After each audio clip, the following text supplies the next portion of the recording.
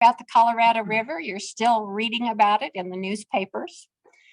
I hope that those of you that have been attending the class and joining us are learning a few things and enjoying this. In Fort Lewis, we're just so happy to have you guys share all this with us. So I'm going to introduce a good friend of mine, Terry Fulp. Most people on the Colorado River are good friends of mine. I have stories, but Terry has stories, so we're not going to share them. And Terry is an engineer. He has a PhD from the School of Mines. He has worked for the federal government nearly 35 years, right? 31 years before he retired, and he just retired not quite a year ago. Terry was the regional director. Thank you. I'm going from state law to federal law. The regional director for Colorado River Basin, Lower Colorado River Basin. And Terry was in that position for quite a while. Before that, he was doing modeling work and engineering work in the Lower Basin. In fact, I have a good story about Terry and his modeling, but I'm not going to share it. You can ask me later. He might share it with you. And so with that, Terry understands how the river is run. And you've heard, perspectives from the Upper Basin and perspectives from the Lower Basin. And you also have heard, Becky Mitchell talk about Colorado's perspective. I thought you'd like to hear just how the rivers run. And now that Terry's not attached to the federal government, maybe how he would fix it if he were there. So Terry, with that, thank you so much for being here. Thank you. Let me see if I can get your screen back. All right.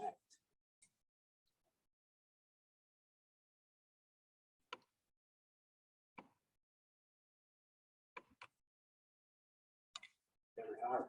And you'll have to make sure and tell me, stay right here because the Stay camera. right there. This is the microphone so the guys can hear you from. Okay. All right. Very good. Well, thanks. Look forward to having a discussion with you all. I'll just add one thing to the introduction there, and that's Jennifer was in fact my boss at one time when she was up in DC. So it trickled down to me, remember? So, and again, we'll save other comments till later. I've just got to, I bet you if I just click here in advance, I just want to make sure I don't mess it up. Okay, there we go. All right, so I always like to start with a little bit of an outline so you have some idea where I might be going. I'll do my best to not go down any tangential paths unless you take me down them, which I don't mind. So I want to really focus on, and the title of the talk was this, over the last 20 years, we've been very successful on the Colorado River in an approach that I call a collaborative incremental approach. So what that means is, we all know what collaboration is, and we'll talk more about that a lot more about it as we go. And then also incremental. So what's incremental in terms of policy on a river system? Well, it's limited in scope. That means you only tackle a subset of the problems that you know are there. Because if you try to get them all, it's too difficult, it's too complex, there's too many varied ideas, and you just can't get there, in my opinion. The other part is time. It's incremental in time. And so what we call that is things are agreed to for an interim period. That means after that period, those go away. So it gives you some really good operational experience during that period. And the drawback to it, though, is you're going to have to renegotiate. And hopefully you all meaning the basin, feel that it's successful enough to renegotiate without going to court. Our prime goal is to not litigate issues on the Colorado River. I give you an example. The Supreme Court finally ruled on Arizona's lawsuit against California that they filed in the 1930s, shortly after the Colorado River Compact was signed, and it was settled in 1963. So that's 40 years almost, probably not quite, but close to having some issues that were still up in the air. So as we go through this, we'll talk more about that. All right, what button? I'm going to skip this, my guess, because from what I understand is you all had these kind of discussions about the river, right? You know what's going on there, so we can not have to go much. And how about the allocations? Were those talked through? Okay. Okay. That is a good one. So about the fourth bullet down, I'll lay my phone out here so I pay a little bit of attention to time. Colorado's a unique system in that it has the ability to store almost 4 times the average annual inflow. Most river systems, particularly in this country, it's the reciprocal of that. You might be able to store 1/4 of the average annual inflow. It really works well. Why? Because it's an arid environment. We know it is. So when you get the good years, you save it up. When you get the bad years, you dole it back out. And so that's really the way the system was designed. And so 60 million acre feet of storage we have, and average has been about 15 million acre feet of water coming into the system. That's changing though. Okay. And please do interrupt at any time. I really wanted a discussion here. I should have said that up front. If you have a question, raise your hand. We'll talk about it. Okay, water allocations. You probably know this. There they are listed. You'll get the PowerPoint. That's if you add it all up, it's 16.5 million acre feet has been allocated on this system. Well, from what we know and have known, 15 million acre feet of inflow, it's an overallocated system. What's made it work is 2 things: storage, and the second thing is it took a time for individual entities on that slide to grow into their apportionment, and some still haven't. In fact, the upper basin states, all 4 of the upper basin states, New Mexico is right there, but for sure the other 3 are not using the amount of water that's sitting on that slide that was allocated through the set of compacts and laws that make up the law of the river. Point out Mexico at the bottom. Mexico gets 1.5 million acre feet of the total of 9 million acre feet. It's through a treaty. It's mandatory. We don't violate treaties without, for sure, severe consequences. So that is an absolute allocation. Okay, here's a slide. I don't know if you've seen it. Vertical axis is inflow in millions of acre feet, or volume in millions of acre feet. And obviously the horizontal axis is time. And there are at least 3 curves on that. The background that's wiggling around noisy is the annual basin water supply. So that's the inflow. It's gauged, but it also has some calculations to turn it into natural flow. And all that means is we want to take out the depletions. So we see what nature produced. So that's what natural flow means and why it's done. The blue one is just a 10-year average of that, moving average. And then the bottom 2 curves are the use. And you can see very clearly the growth over time of the use. Okay. Finally, about early 2000s, the lines crossed. And that's what we're dealing with today.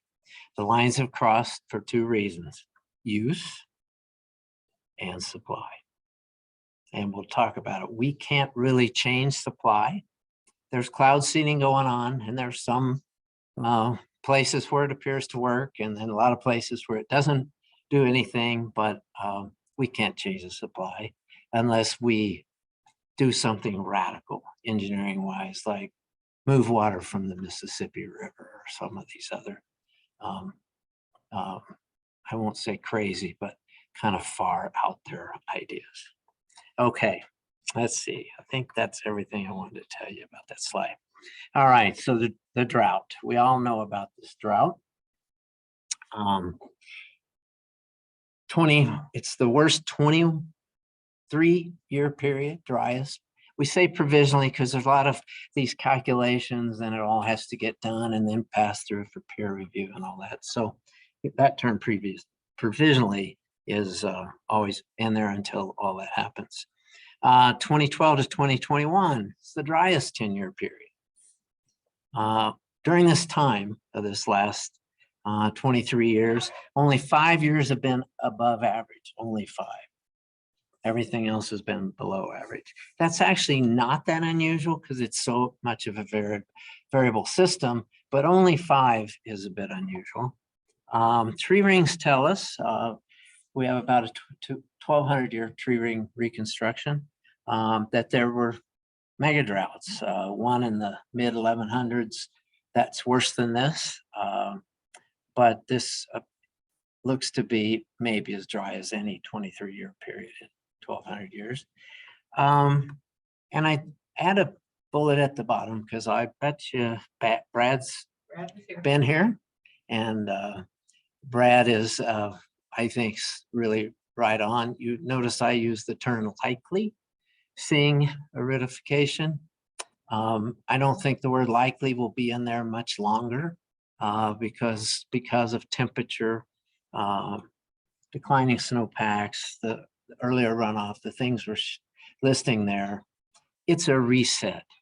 What we saw in the past is not what we see today, and it's not going to be what we see in the future. Do we know exactly what we're going to see? Of course not, but it's definitely less. And what we're thinking right now, it's 20% less perhaps from that long-term average inflow is what we are going to see. The picture there, you've probably seen it all over. It's a boat in Lake Mead. I used to boat on Lake Mead, lived 15 minutes from Lake Mead at a time when there was lots of water. You could water ski and it was fun. There's still water. There's still water in it. It's still serving its purpose, which is water supply. But there are a whole bunch of places like that that were coves where we used to go that aren't coves anymore. All right, we're going to show a couple these plots more than once. So you've probably seen this. A reservoir is like a teacup or a pyramid upside down. It's probably the better way to look at it. More storage, higher surface elevation at the top, less storage, lower surface area at the bottom. So the teacup diagrams or whatever we have called them. Lake Powell's on the left, Lake Mead's on the right. There's a whole bunch of elevations and volumes there. Don't worry about it yet. If we get into that detail, we will go there. They are elevations that trigger certain operations. So that being said, this is where the lake was in December of 1999. Lake Mead's blue, Lake Powell's light blue, but that means they aren't, nothing wrong with Lake Powell. They are full. Those top lines there mean that's where the water was. In 1999, as an operator, I stood at the lips of the spillway gates at Hoover Dam. And you've seen all the pictures now of a 140-foot bathtub ring. That bathtub ring might have been 20 foot at that point, maybe 25. And we were discussing how to operate during flood control. The next year, that's when the drought hit. And I had to retire and never operate during flood control. It's really a disappointment in my life. All right, here's where it is today. So I'm gonna jump back. Went too far, of course. There's it was in 1999. Here it is today. So see all the white? That's the vacant space now in both of those lakes. So the real concern is twofold. One is you get to dead pool. That's where the dark black is. What's dead pool? That means no longer can water flow by gravity through the structure. Okay, it could be pumped. There's still water in it, a couple million acre feet of water, but that's a crash. In our opinion, that's a crash of the system. Yes.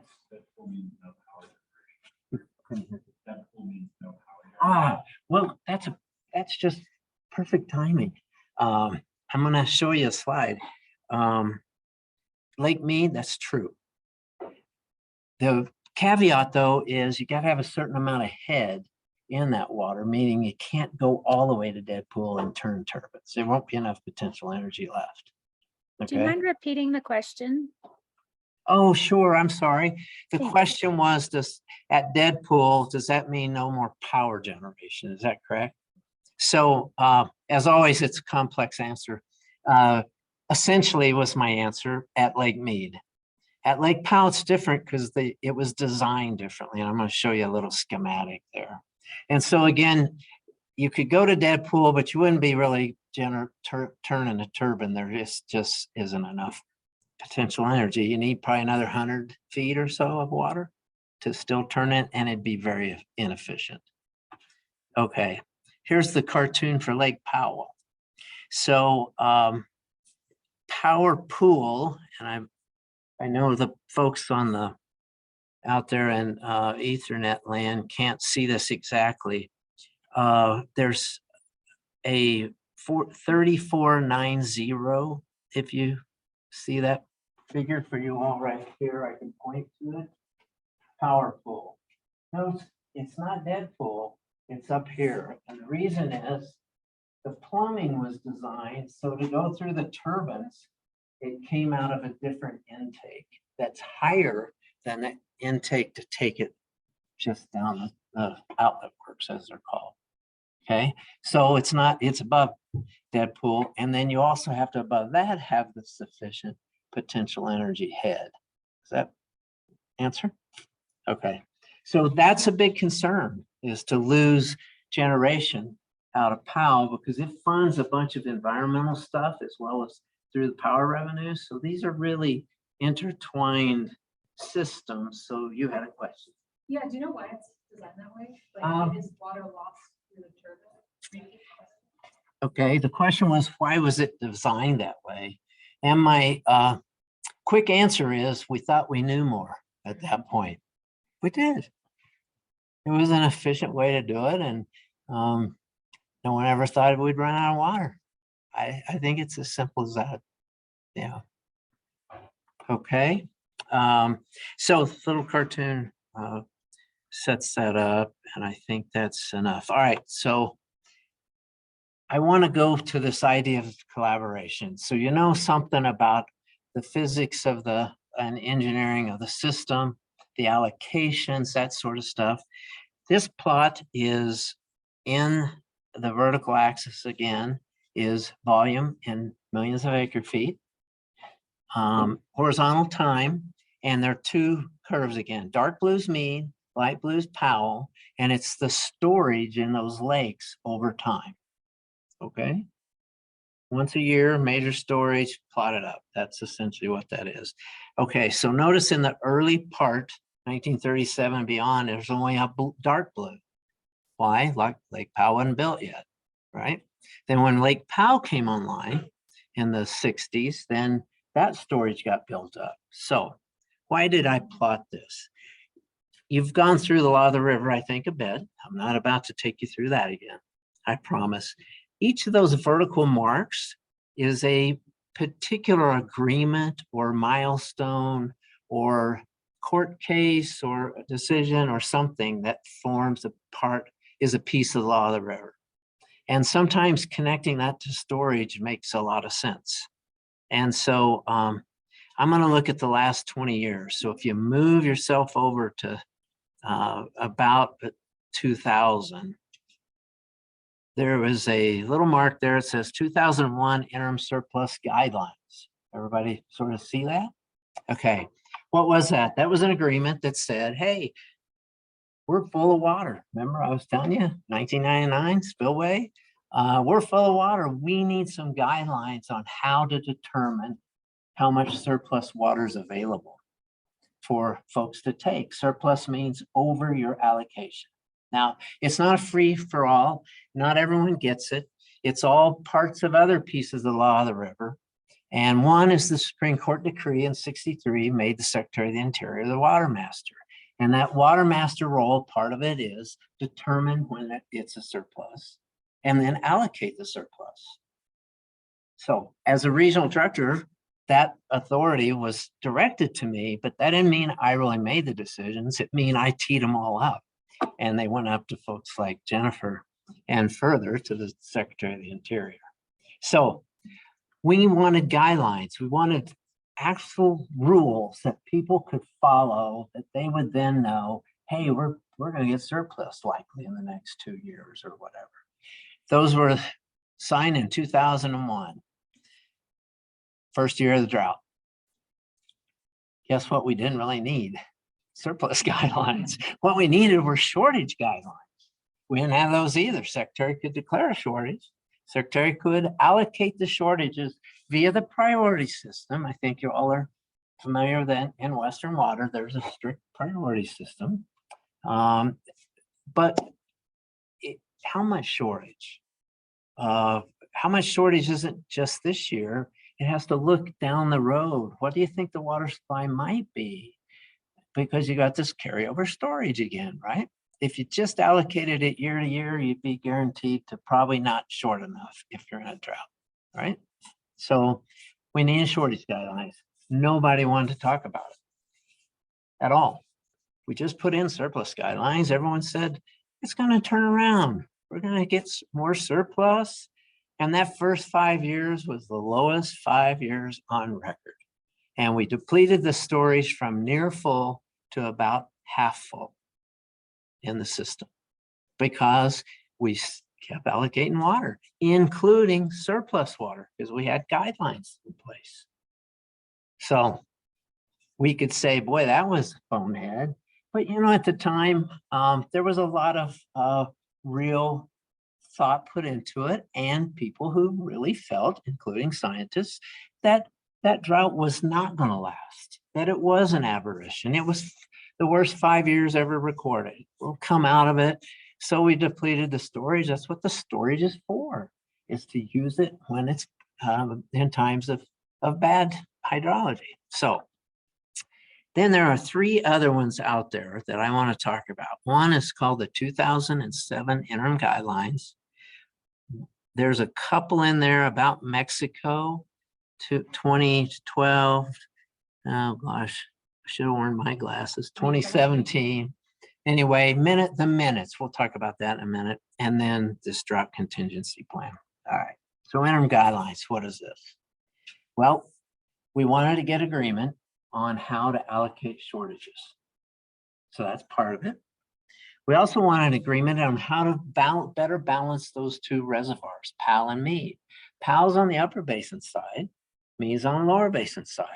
You've had a bit of that conversation about there's friction between the 2 basins.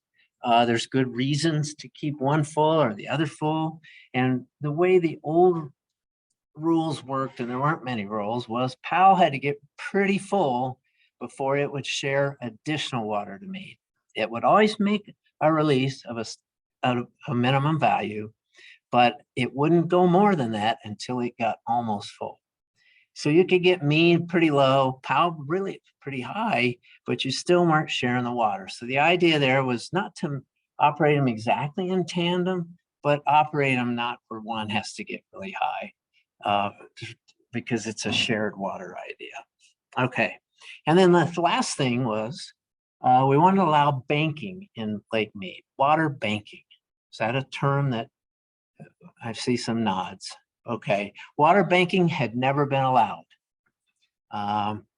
Metropolitan Water District of Southern California actually had it in their water contract in 1933, as I recall, that they could bank water in Lake Meade. Only contract Secretary wrote at that time for a water user to be able to bank water. And it never had happened. And without other people being able to do it, it was never going to happen, quite frankly. So why do you want to bank water? Well, some entities, particular municipal ones, have other water supplies and they can balance the supplies each year. And they may have excess of Colorado River water because they're in fact in LA because they've got water coming out of the Sacramento up north of them. So they could put that water in Meade, save it with their name on it, right? And then 2-3 years later, they could pull it out. So there's a lot of good water operation reasons to be able to bank your water in a big lake like this. So that's also what we wanted to do. Note the next one, we put it in place for what? An interim period through 2026. We'll talk more about why. All the states, 7 states agreed that they would sit down and talk before they'd litigate about any of this stuff. And the other thing is, it didn't include Mexico. This was a US only action. Mexico is on at that time wasn't even a parallel path. It's a different path. It goes through a treaty. It goes through the State Department, not the Department of the Interior. It's just a different approach. And quite frankly, in 2005, but when we were doing all the work prior to the 07 signing, our relationship with Mexico was on the rocks in the water world. It was on the rocks. We had lined a canal right near the border on our side, and to save water for water conservation purposes. That water leaked through that earthen canal, however, underground and flowed to Mexico, and they had wells right on the other side pumping that water. And so they were pretty angry at us for lining that canal and hurting their groundwater. So again, one of these complex interplays in the water world that you know, sometimes maybe don't make sense, but they always do. All right. I'm going to skip this slide. We'll come back to it because there's too many things going on and I don't want us to lose track of time. So let's go to Mexico. Okay. So there's a treaty, 1944 treaty with Mexico for water. That's what that treaty is about. It's called the Water Treaty. We have other treaties with Mexico, but not, this is water, okay? So that treaty allocated Mexico 1.5 million acre feet of water. Up until then, the law of the river anticipated Mexico would get a share, but hadn't been allocated yet. So the way they wrote it was, and the compact was, Mexico can get their share, whatever it is, out of surplus water. And if there isn't surplus water, the upper and lower basins would share in the commitment to making Mexico's treaty obligation. That was the deal. Well, the treaty allocated 1.5. Okay. We still weren't at full development. So honestly, the idea of surplus and that didn't come to play. There was enough water to give Mexico 1.5 million every year. However, as the drought shrunk down supplies, that was going to be a potential problem. So we turned our relationship around with Mexico in mainly by building a relationship, which is a big part of the collaborative approach. You have to have solid relationships basin-wide. Are you best friends with everybody? Absolutely not. Are you enemies with some? Well, as a federal person, I wasn't, I couldn't be. And honestly, I didn't want to be. But between states or water districts, they could have some pretty good disagreements, but not really as enemies. They did it as colleagues and often as friends. So with Mexico, that was a hard lift, heavy lift for us to build that relationship. Sorry, I keep moving away from the camera, wherever it is. Oh, it's up there, maybe. Oh, it's on the computer. Oh, here it is, right here. I apologize. Anyway, so we worked hard at it. They worked hard at it. It was a two-way street, and it depends on the people involved. And we had very good people on both sides that really wanted to get along and solve the problems. Okay, all that said, under a treaty, if you want to, under this treaty, if you want to define better how water gets to Mexico, not the allocation, but do they have to take it all in 1 year? Well, we were allowing banking now in Lake Mead. How about Mexico? What if they wanted to bank water?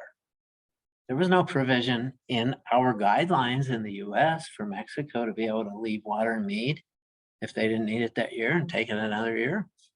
Nor was there any provision with Mexico to short them. There was a provision in the treaty that said essentially under extraordinary drought, there could be a change in deliveries, but there was no specificity as to what's an extraordinary drought, nor how much would you short them. So we need a lot with Mexico. In some sense, you know, the crisis opportunity thing people always talk about, there was an earthquake in 2010 in the Mexicali Valley, and Mexico's canals were damaged and they couldn't take their water. And so through a lot of hard work, that team of folks sat down, the regional director at the time, with the state folks, and we came up with an idea of letting them store the water that year that they couldn't take. And it was actually for 3 years because it took that long to repair their infrastructure. They could put it in Meade and they could take it later. It was really from a humanitarian perspective, really. Not knowing that we would end up being able to do a bigger deal with Mexico, that was the deal, 3 years that they could do that. Yes, question. So I know we've talked about this in class before, but I can't remember. In the case of really bad drought or notifications, does Mexico have to share in those losses, especially if they make the water? They do. Reservoirs in the US? Yes, they do. Repeat the question. And repeat the question.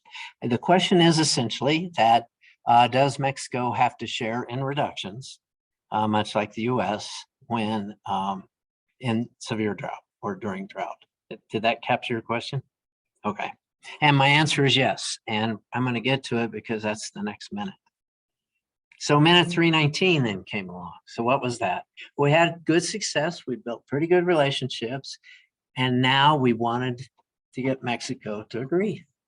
Yes, they'd get to share in surpluses, but they also had to share in shortages. They could store water in Lake Mead, not just for this 3-year period because of canal damage. They could store it for operational efficiency purposes. So that was 319. It was a heavy lift. One of the key provisions was U.S. entities, both the federal and non-federal entities, could invest in Mexico to help them build more efficient systems, line more canals, whatever it would be. And in turn, those funders would get some water back. So it was a payment in water. So one-time payment in water. And that was a big thing because Mexico needed money. They needed money to be able to get their systems much more efficient. So that was a major step. So that was 319. It went for 5 years. We couldn't get it all the way to 2026. That was our goal. But 5 years was what they could agree to. And again, keep in mind, because we needed operational experience, they needed the experience, right? They had to really feel comfortable with the relationship, the trust, all of those things to make sure the U.S. wasn't shorting them just because we wanted to, right? So finally came along minute 323. That's the one that essentially extended all the provisions of minute 319 all the way through 2026. Same period our interim guidelines are in the US, right? So the idea was get them matched up in time and then renegotiate them all when the time comes and ensure fairness that way, or at least promote fairness. Here's a key piece that Mexico did though. We all were working on the US side on a drought contingency plan. Oh, I'm sorry. Question over here. In chat. I didn't want to Oh, interrupt you. oh yeah, please. No, just interrupt. That's fine. Yeah, we had a question. Wasn't there a major problem with water quality going to Mexico, Oh. resulting in desalination? Was that plant ever really needed? The answer is yes, there. Pardon? I'll repeat the question. The question is, wasn't there a water quality problem in Mexico and a desal plant was built on the border on the US side to take care of that? Did that capture it? And the answer is yes and yes. But of course, I got to fill in some blanks there. It was salinity was the water quality problem, and it was because of return flows. You know, when you irrigate an ag field, water runs off, collect up those, the return flows on the Colorado are put back in the system. So if it's not too salty, it just remixes and flows on downstream and people can use it. Next group uses it. But this was at the bottom of the system, very salty soils, saline soils, dumping a lot of salt in the river. That was the problem. At the delivery point for Mexico's treaty obligation, we were delivering really salty water. So salty that they couldn't grow a lot of crops. Certain crops couldn't grow at all. So it was a very high level State Department problem. And in the end, a minute was signed, minute 242. So they come in order. So it was in the 40s, late 40s, as I recall. But anyway, maybe it doesn't matter. Whenever it was, minute 242. And when it says we couldn't deliver any worse water than the U.S. users were using at that point in the river. That was a really clever idea, right? Because salinity goes up and down. So as long as you are sharing in the gain or pain, that was the idea. So it was the same with a little delta in there, but it was essentially the same.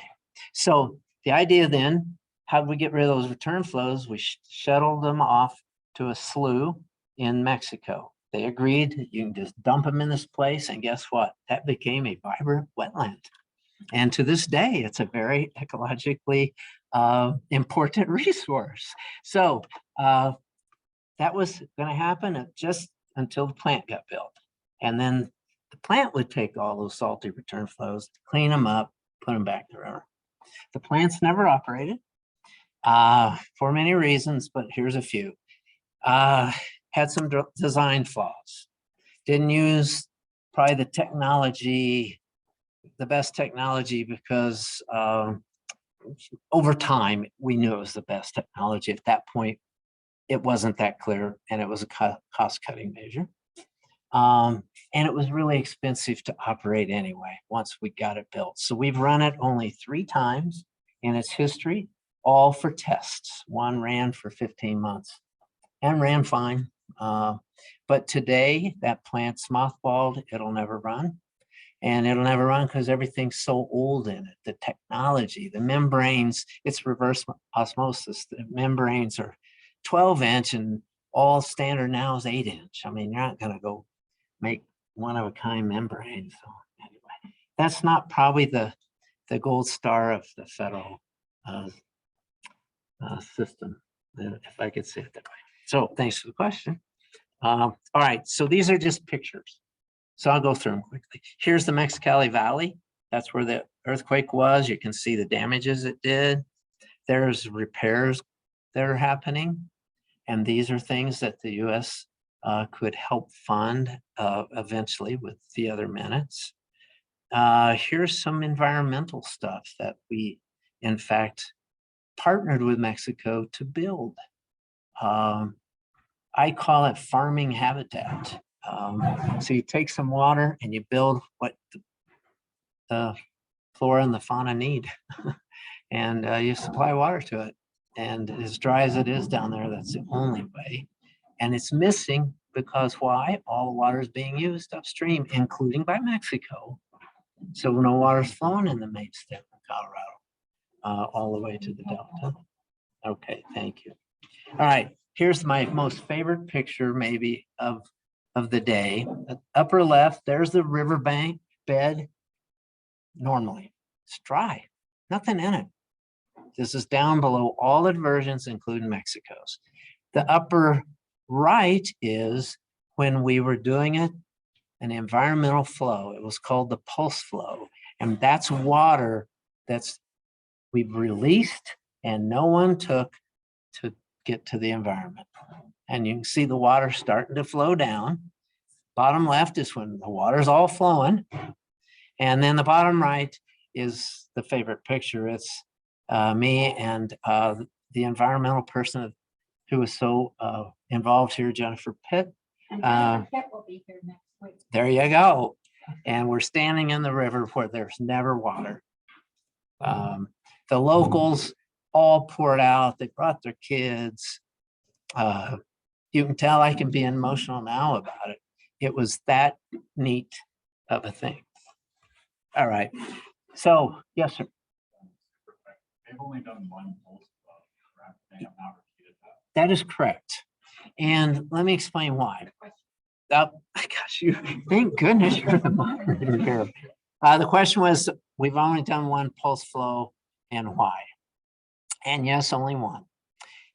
Just as we talked about operational experience, this is one of those examples.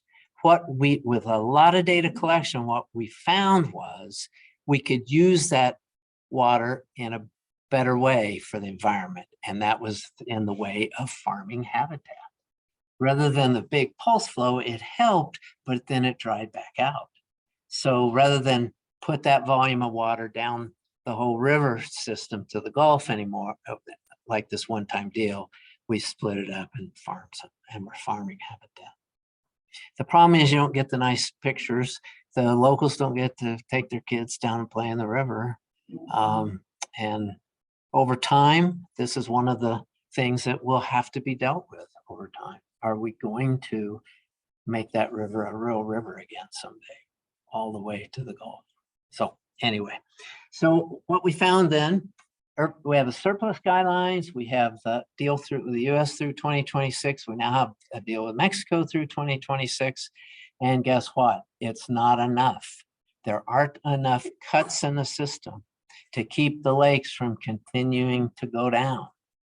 And so that's what the drought contingency plan was about, is about. And I always like to tell people this, so you understand how fast or slow deals are made on the Colorado. From the day this one started to the day of that signing on the top of Hoover Dam was 2,152 days. That's over 5 years. I can't imagine I spent 5 years of my life in that new ongoing and repetitive negotiation and technical work and all that stuff. I'm sort of joking, but it did take an awfully long time. But it's there. And I wanted to share that with you because we get to last slide, we're going to talk about time again. All right, so what is it? I'm going to skip this. This just shows all the cuts through all the states plus Mexico. And the bottom line number there is the one to look at. And it's 1.4 million acre feet of cuts are in place now out of 9 million acre feet of delivery. Keep that in mind. And that's still not enough today. It's still not enough. So given the hydrology we have, given the supply we have. All right, this slide, again, elevation, mean on the vertical, time on the horizontal. I won't bore you with this a lot, but those color bands are all the conservation that has been put in place over the last 10 years, okay? So if you wanted to know where Lake Mead would be without the conservation, this was a snapshot in, well, 2022, pretty much recent. It'd be the bottom curve, the bottom part of that colorful curve. That's where Lake Mead would be today. It'd be in an even worse shape today. But where it is at the top of that curve, and all those bands are different sets of conservation and other activities that have gone on to try to keep the lake from continuing to plummet. Keep in mind, that's still not enough. It's still not enough because we're out here and hydrology keeps getting worse and Mead keeps going down. All right. I threw this in. This is my second most favorite picture. 4:45. Have 5 minutes, right? All right.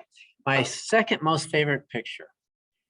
During all of this drought stuff, Southern Nevada Water Authority gets all their water from pumping directly from Lake Mead. This is Las Vegas, right?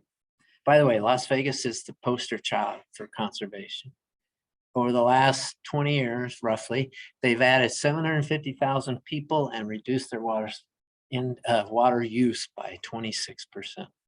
So if you hear folks griping about the fountain, that's always in the pictures, you can quote that back to them. And most of that's turf removal. They've removed almost all non-functional turf in the valley. So that being said, they had two intakes, just like for power production. There's a certain level of intake. They had two intakes, one of which is now dry. But they anticipated, you know what, we don't want to be left out here and be stranded. And so if no one can agree to anything, we're going to put in a third intake. So we can always get water. We can get water all the way down to when it's empty if we had to, past Deadpool, right? They took a bond measure. The taxpayers said, you bet, filled it. And they dug a tunnel underneath Lake Mead and set an intake at the bottom of the lake. Okay, so tunneling is a worldwide thing. You probably have read about tunnels. They built a machine, a one-time use machine for the tunnel. They lowered it down, and that you see on the left, that's the little cavern and the train to muck out the material. They built that boring device and started boring under Lake Mead, and they set an intake and they hit it. And I tell you two things, they hit it with lots of good technology, GPS technology, but just in case on the place where it was going to go into the boring machine would hit the structure, the intake structure, they painted it blue. So when the chips started coming out, they could see it was blue. Seriously. So what that picture is on the right is before they watered it, the head of the water authority called and said, you want to go in it? And I said, of course I want to go in it. That picture is standing underneath Lake Mead in the intake structure, pointing your phone up, and the ball thing is the plug holding back all the water from Lake Mead. So you can see why that was one of my most favorite days in my career. And then to get the ball out, they watered it. They put in water from the side. They had a different opening and they just floated the ball up. That will never, no one will ever see that again.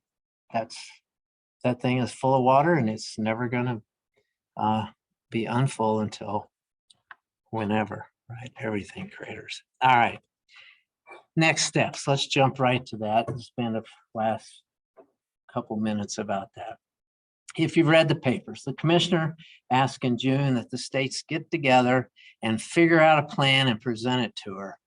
And she gave him 60 days. And here's what she got: 0. Now, honestly, 60 days was impossible. There was no way this kind of a deal could have been cooked up in 60 days. There is no way. So, remember, if I didn't give you my disclaimer, I am not a federal employee. I don't speak for the federal government. All the opinions are mine and mine alone. It was a play, I'll say it, to say, do something or I will. Every secretary's done that, seriously. It's not unusual to say it. It's probably a little unusual to say 60 days, but it's not unusual for the secretary to say, you either do it or I will. Secretary has the ability to do it. So that didn't happen. And she asked for 2 to 4 million acre feet of water for next year of decreases of take of water. That is additional shortages.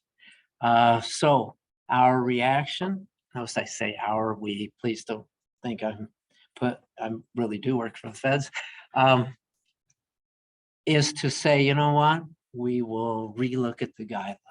We'll open them up again and we'll, for 2 reasons, more shortage specified and a bigger varied release of Lake Powell, particularly on the low end, since Lake Powell is getting so close to power pole.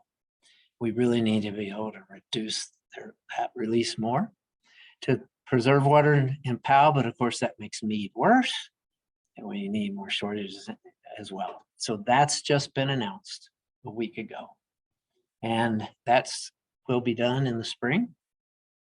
It will be another huge heavy lift, but because it's a relook at something already analyzed, etc., and the whole thing isn't being reopened, this one, I believe, will happen. And so this, in some sense, is the hammer the secretary could use and did use to say, you can give us a plan. We're gonna come up with one. Now, this is through an EIS process, so public can participate, will participate, and the states will submit a basin state alternative. I can guarantee you. They will not let the federal government pick the alternative the federal government wants. I don't believe that could happen. All right. Notice I left one more thing down there. The other piece is unilateral federal action. That could happen. If the states don't do it, feds will do it. We'll pick an alternative. We will decide what to do post 2026. Again, it's not the way to do business. Because why? It will end up in court. All right. So this approach, to summarize, collaborative and incremental, we've talked about it. Why does it work in the law of the river? Because we fit it into the flexibilities of the law of the river. And then these agreements essentially become part of the law of the river. That's how the law of the river moves forward, in my opinion. It really depends on relationships. And I mean real relationships. Ones you form and ones you nurture. Because you can't sit down and solve a hard problem if you can't talk to one another. Again, I believe in solutions for an interim period. I don't think we know enough about our natural world to make 50-year deals anymore. And my question really is, can it still work? And I think there's two things. Is there sufficient commitment in this basin? Commitment for time, energy, resources to do this? And is there enough time? If we have another really bad year, Powell's gonna hit power pool and lose all that power production, and Meade is gonna be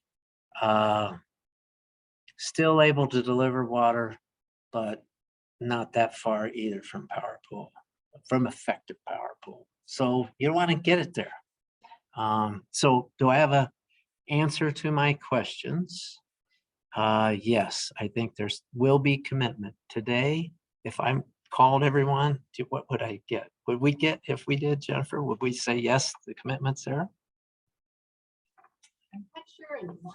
I know, we're not sure anymore. It's really fallen apart some here in the last 2 years. I believe it will come. If it's not today, the crisis will drive it. And then the other one is, do we have enough time? And I think it's really Mother Nature on that one.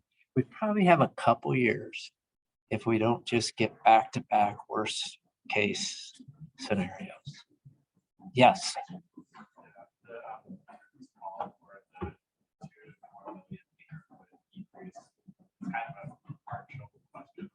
They're already on tier 2 reduction cost system, and that's just Arizona and Nevada and California will follow across the board. The call is across the whole system, but I assume everyone's looking at lower basin states to sort of contribute more to that than the upper basin states, which Yes. have really even received historically their full share of that 7.5 million acre feet. Yes. I'm agreeing with you so far. What was your I question? think that's the question, is like, is that correct? Oh, that is correct. So what was stated here was there are lower basin is the problem. Let's just face it. Lower basin is the problem. Using it more water than is there. Not illegally, but using more. So there's where the cuts have to come from. Upper basin, as you pointed out, hasn't grown into its entitlement. So upper basin doesn't have, including us here, we don't have a lot of idea that we want to cut a bunch of water. Now, personally, I think we ought to get rid of non-functional turf in this whole front range of Colorado. We need to quit watering turf we don't need. But I'll get off my personal pedestal there. So we can make some efficiency gains, but we can't make the cuts that are needed this 2 to 4 million, we meaning all the upper basin states. I don't think that makes sense. So it will be the lower basin. It will be more than Arizona, even though they're the junior priority. It cannot fall all on Phoenix. I'm sorry, but you can't cut off a major metropolitan area. So it'll be across the board is my view in the lower basin. Does that mean everyone gets the same percentage? No, probably not. But let me leave you with another really important piece. The gains and losses. So let's just talk about losses. Evaporation and what we call phreatophytes along the river. So again, these are mostly invasive species that have been brought as people settled and that. So those plants take up water, right? So it's not the habitat really, or farming habitat, as I mentioned. So we clear out the invasives, put in natural plants, that sort of stuff, right? But just that use down the river is about 400,000 acre feet of probably just junk trees and stuff that you would probably be fine ripping out. You got to replace it with something good though. So that's a loss. And then evaporative losses at Meade are on the order of 800,000 acre feet every year. So let's say add those up, it's 1.2 million acre feet of losses just to deliver everyone their water downstream. That doesn't come out of anyone's entitlement. That comes out of Lake Meade. So a straightforward idea that's being looked at is distribute those losses across the board in the lower basin. Everyone take a share of the losses. And you can figure out how lots of percentages would make it equitable or not, depending on people's perspective. That's one I think is going to happen.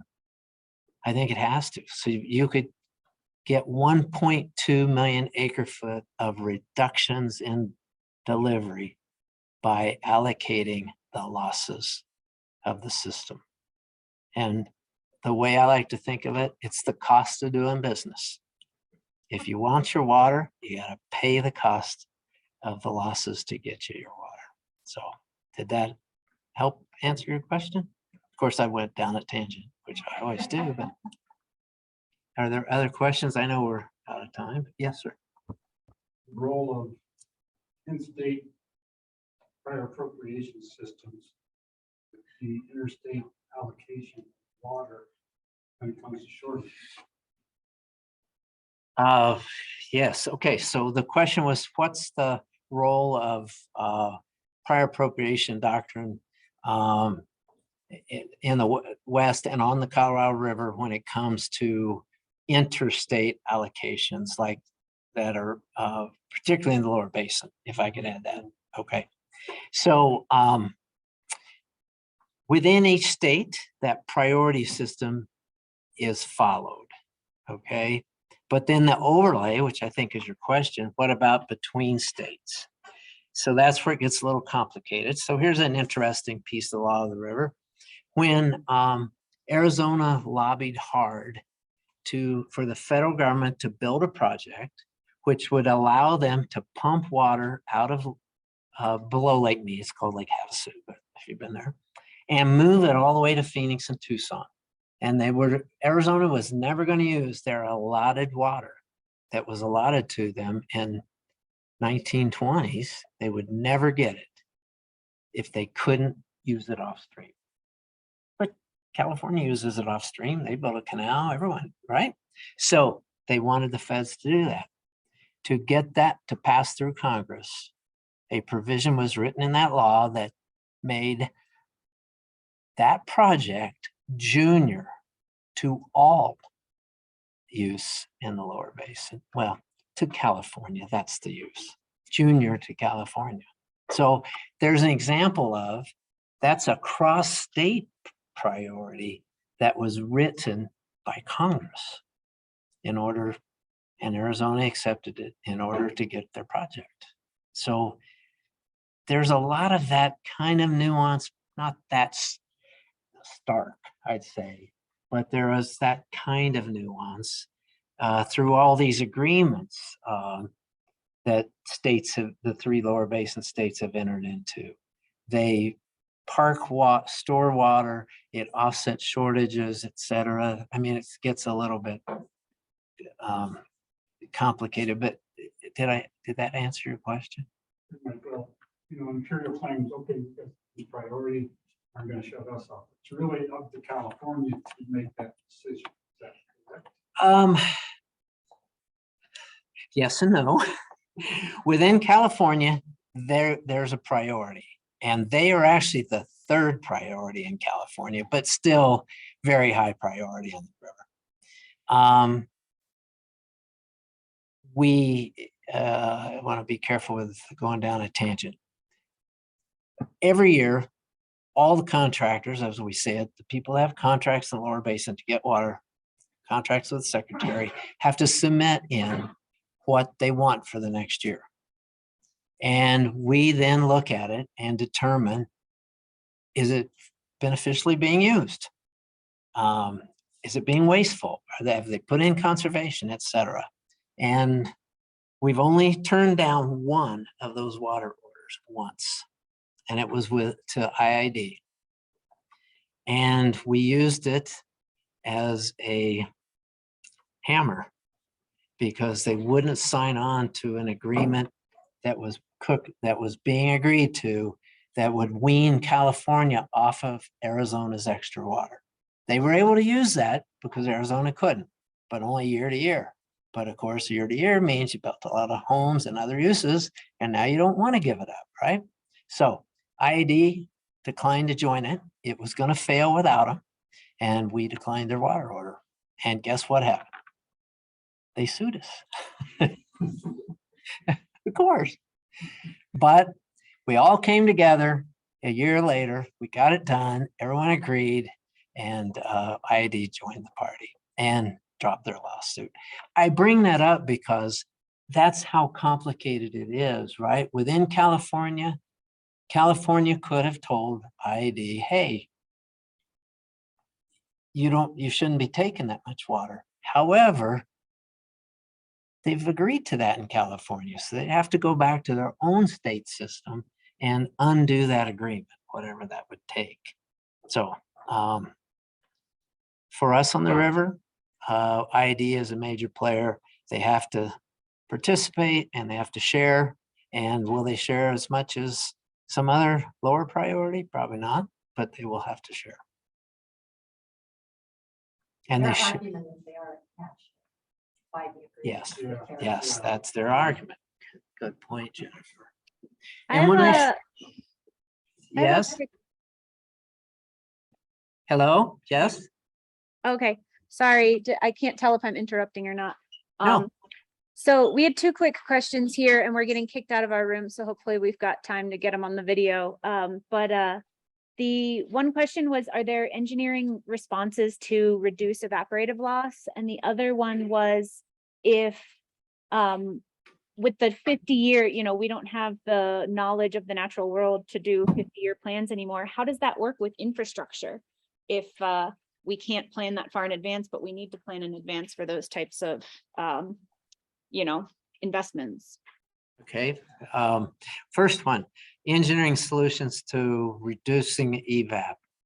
On a lake as big as Lake Mead, and it gets 4 feet white caps, waves on it sometimes with white caps.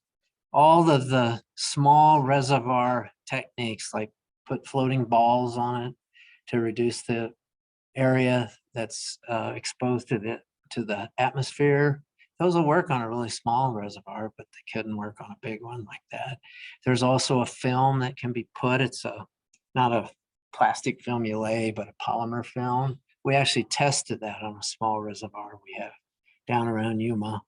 But again, that wouldn't work because as soon as the lake got rough, it just gets mixed up. So to answer your question, on a lake this size, I do not know of any engineering solution that would reduce evaporation. On the second one, Well, I'll give you an example, and I don't mean to say this is really the solution to everything, but Hoover Dam, given what we know now, plus all of the reservoirs that have been built above Hoover Dam was over-engineered. But it was the first dam on the river. It had to put up with everything Mother Nature had in terms of flow. So it was over-engineered and overbuilt. So to answer your question, you can take that approach. Well, if we're really worried about, and the risk is high of failure, we'll build whatever it is better. I don't mean to make that cavalier of a statement, but that's one way to deal with that uncertainty. When you're moving big things like water that are heavy and they come with lots of flow damages, depending on what the flow regime is and all that kind of stuff. So I don't think that's the only answer to that, but you have to do a really good risk analysis and then add a little bit more, in my opinion, so that you don't come up short. Well, let's thank Karen. You're welcome. Thank you, out in, yeah, thanks. Yeah, thank you. I just had a panel with Ed and Roberto talking about 300. We did a water and west thing.